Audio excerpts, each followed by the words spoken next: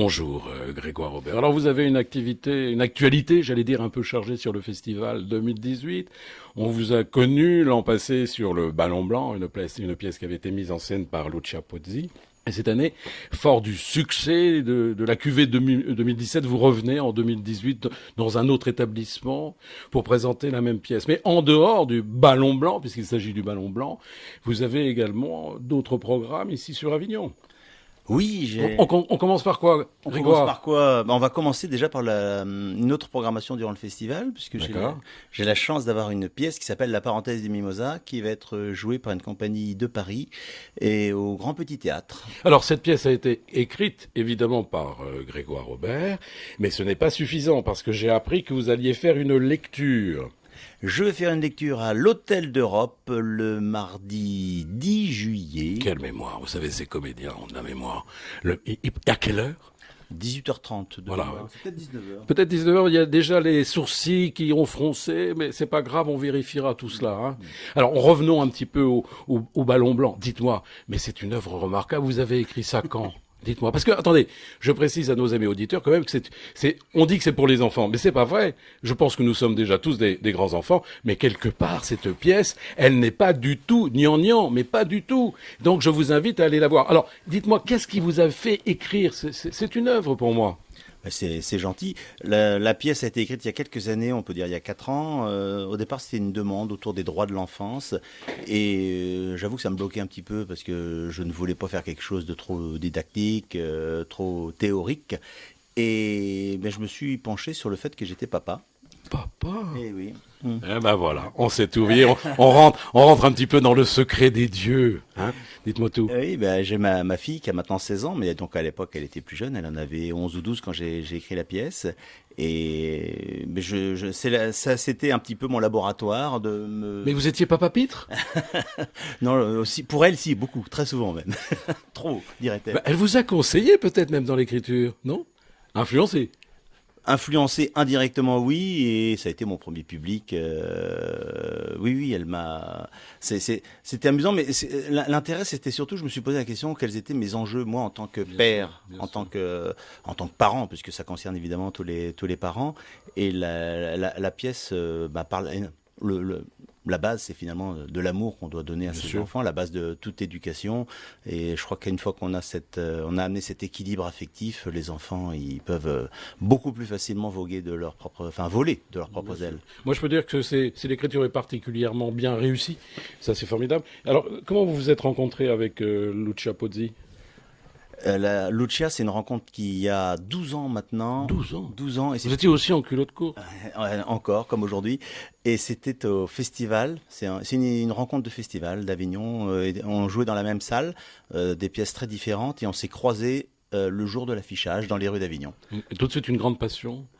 Tout de suite un intérêt l'un pour l'autre réel, un contact franc, drôle et humain, tout simplement. Vous voulez dire que vous avez mis 12 ans à mettre...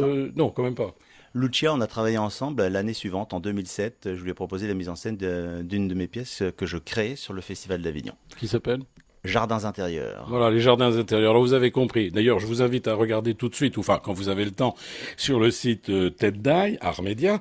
Vous verrez évidemment que notre ami Aubert, qui est là à ma gauche, eh bien non seulement joue, hein, puisqu'il est comédien, mais également qu'il écrit énormément de choses. Et ça, c'est important de le signaler. Bon, on va pas tout dire ici parce que je vous laisse quand même cette surprise. Alors vous commencez quand Et c'est à quel endroit cette année le Ballon Blanc? Le Ballon Blanc, c'est à l'atelier 44, idéalement placé dans la rue Thiers, au numéro 44, bonne réponse.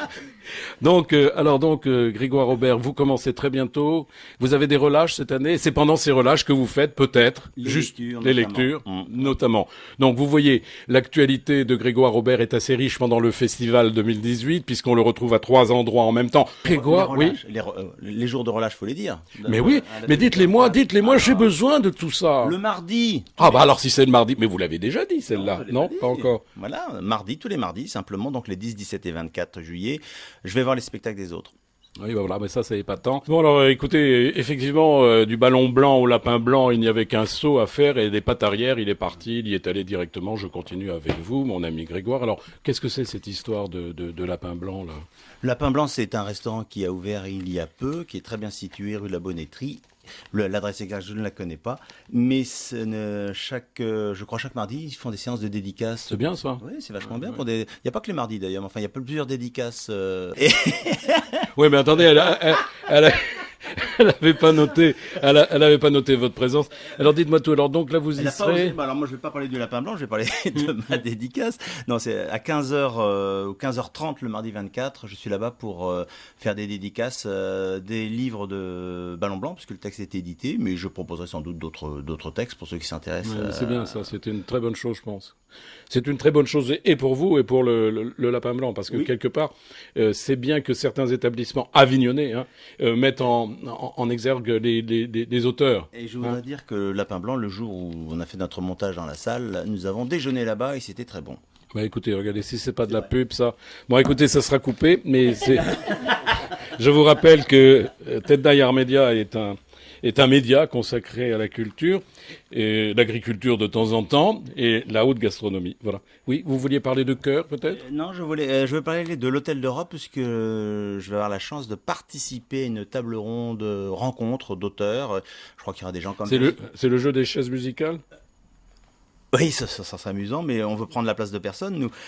Juste au contraire, faire des rencontres. Et à 18h30 le mardi 17 octobre, il y a une animation avec plein d'auteurs présents, dont le Moliérisé et Jean-Philippe Daguerre, si je ne m'abuse. Je crois qu'il y a des gens comme Virginie Lemoine également. Et il y aura également... je serai quelque part sur une chaise autour de la table. Oui, bah c'est bien voilà. Ça c'est bien. Voilà, vous savez tout, hein. Vous savez que vous avez énormément de spectacles à voir cette année, encore plus que l'année dernière, puisqu'ils sont au nombre de 1538. Je parle du off, évidemment, plus la cinquantaine qui se trouve dans le in. Alors, si vous avez envie de choisir, notez Friendly Radio et écoutez-moi sur également Tête d'Aille Art Média. Je vous remercie infiniment. Nous sommes assez nombreux. On va vous applaudir ici, Grégoire Robert. Voilà, c'est fait. Bravo. Merci. Voilà, c'était bien passé. Oui, voilà.